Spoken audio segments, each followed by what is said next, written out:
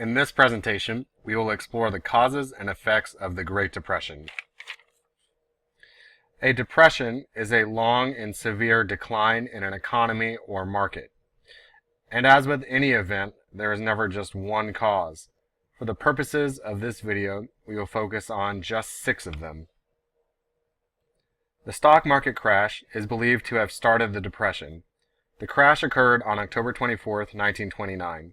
This day is often referred to as Black Thursday, not like Black Friday when I beat up my neighbor to get an Xbox One and a $50 Target gift card. The stock market crash sparked a panic and many investors stopped trading. $30 million was lost between October 24th and October 28, 1929, just 5 days. Severe dust storms started in the American Midwest and spread all the way to New York City and Washington, D.C. They believed they could face any hardship, weather any storm, but nothing could prepare them for this. From Ken Burns, an epic saga of land scarred, dreams buried, and hopes reborn. The Dust Bowl. Only on PBS. These storms were caused by a drought that destroyed farmland in Kansas, Oklahoma, Texas, and Colorado. The map on your screen shows the areas damaged by the Dust Bowl between the years 1930 and 1940. It also shows areas with the most severe damage and the least severe damage. Many Americans had borrowed money from banks. When the prices of goods dropped, businesses could not pay back their loans. Many Americans lost their jobs, and 1 in 4 Americans were unemployed. Worried about their money, many Americans began to take their savings out of their banks. With the supply of money dropping, many banks were forced to give out less loans to individuals. Many banks failed, and Americans lost billions. The Smoot-Hawley tax, or tariff, hurt American exports and trade. The decline in exports meant farmers were not able to pay back their loans. Products such as cotton, wheat, tobacco, and lumber were the hardest hit by this tax. The Federal Reserve is responsible for regulating the amount of money in circulation. Between the years 1929 and 1933, the money supply decreased by 1/3. This directly caused big banks to fail. The failing of large banks, like the Bank of the United States, caused many to panic. Failing banks means no loans for businesses. This led to businesses closing and a higher unemployment rate.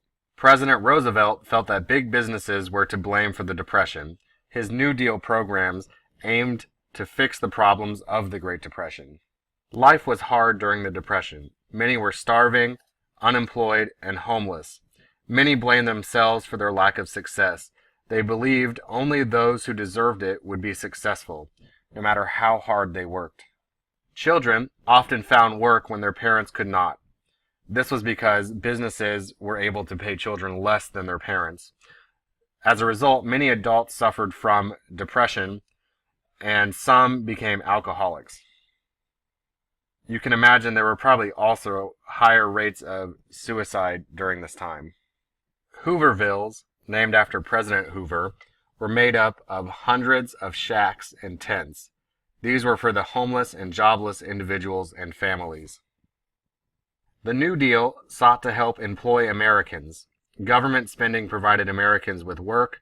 The New Deal also set up minimum wages, minimum prices, and established workplace standards. Here are several examples of New Deal programs created by President Roosevelt.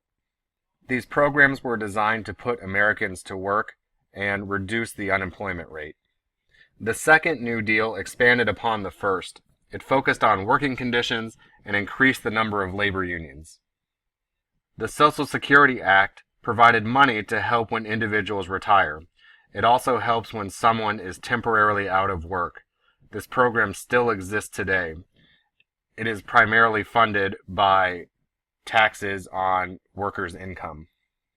By 1936, the economy had recovered to its position before the stock market crash, which remember was our first cause of the Great Depression.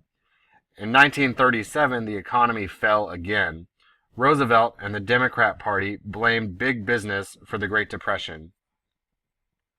Today, the Democrat Party still has a dislike for big business, and this probably comes from their experiences during the Great Depression.